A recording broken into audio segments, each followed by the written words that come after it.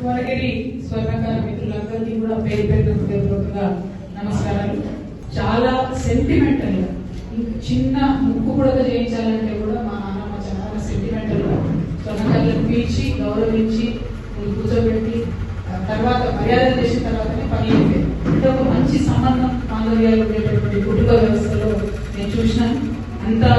అంతే సెన్సిటివ్ ఉంటారు వాళ్ళ స్వర్ణకారులు. ఎంత కష్టపడి పనిచేస్తారో ఎవరైనా మాట అంటే పడలేరు, ఇంకొకరిని ఊరుకోలేరు. చాలా సెన్సిటివ్ ఉంటారు. అంటే బంగారం లాంటి మనసు మీ అందరికీ నేను మనస్ఫూర్తిగా చెప్తాను. అయితే తెలంగాణ ఉద్యమంలో నిజంగా మనం మర్చిపోలేనటువంటి వ్యక్తి ఎన్ని జనరేషన్స్ అయినా కూడా అది మొదటి వ్యక్తి కేసీఆర్ అయితే రెండో వ్యక్తి జయశంకర్ సార్ గా మనం మర్చిపోలేనటువంటి వ్యక్తిగా కేసీఆర్ గారిని జయశంకర్ సార్ గారిని వాళ్ళ జోడి అట్లా పనిచేసి రాష్ట్ర సాధనకు ఉపయోగపడ్డారు.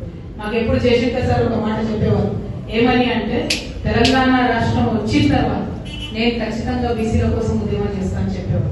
అదేవిధంగా మా తెలంగాణ జాగృతి సంస్థ పెట్టినప్పుడు కూడా నాకు జయశంకర్ సార్ ఒక మాట చెప్పింది, నువ్వు ఇంత కష్టపడుతున్నావు బిడ్డ, నువ్వు ఇంత మంచిగా చేస్తున్నావు, కానీ నువ్వు కేసీఆర్ బిడ్డవు కాబట్టి ఎవరు కూడా నీ కష్టాన్ని గుర్తించరు. ఏమన్నా అంటే రాజకీయంగా ఉన్నటువంటి విషయాలు నేను చేసేసి నేను డిస్కౌంట్ చేస్తాను నీ పనిని అని చెప్తూ ఆగొద్దు, చెయ్యాలి. ఎందుకంటే మన తెలంగాణ సంస్కృతి కాపాడుకుంటే అది ఎప్పటికి కూడా పర్మనెంట్ ఉంటాయి.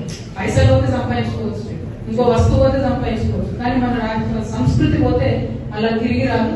ఖచ్చితంగా కష్టపడాలని జయశంకర్ సార్ పదే మాకు చెప్పేవారు. అందుకని తెలంగాణ జాగృతిలో ఎప్పుడైనా సార్కోవడం పెట్టుకుంటాం, అది మొదటి నుంచి.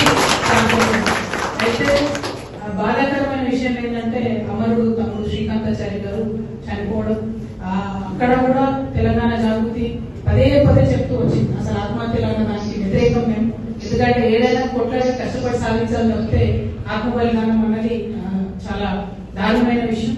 కానీ ఆనాడు ఆ తమ్ముడి ఆత్మ బలిదానంతో ఉద్యమం ఉవ్వెత్తున ఎక్స్పర్ట్ తద్వారా రాష్ట్రం సాధించింది. అంటే రాష్ట్రం రావడంలో కీలక పాత్ర విశ్వకర్మలది, ముఖ్యంగా స్వర్ణకారులది.